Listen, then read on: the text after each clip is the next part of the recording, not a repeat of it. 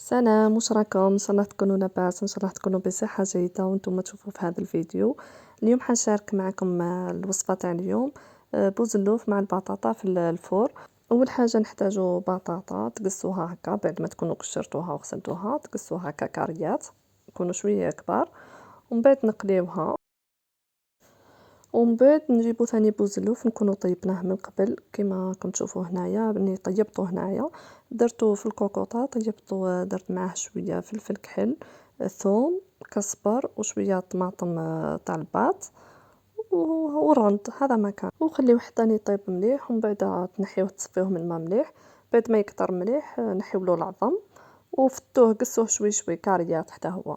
وهنا عندي طماطم مقصوصه، بصله، فلفل حار ودبشه ولا معدنوس وثوم ثاني. ونجيبوا لي زيبيس ديروا على الذوق تاعكم. وانا درت كاري دجاج ودرت طماطم تاع الباط، كزبر، راس الحانوت، فلفل كحل، شويه اكليل جبل وصباغ الاحمر والكمون والهريسه. ومن بعد تزيدوا عليه شويه من لاصوص هذيك اللي طيبنا فيها البوزلوف، زيدوا غير هكا قيس كاس هكا. ومن بعد تزيدوا عليها شويه الماء ديروا عينكم ميزانكم هكا قيس، ما تسقيو بها هذيك البطاطا وبوزلوف، يعني ما تكثروش بزاف، غير شويه برك.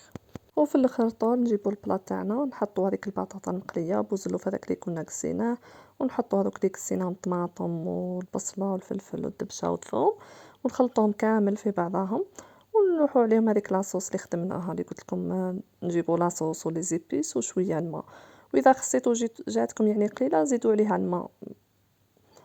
وهذا ما كان، وتلوحوها في الفور حتى تتجمر مليح وتكون الوصفه تاعكم واجده.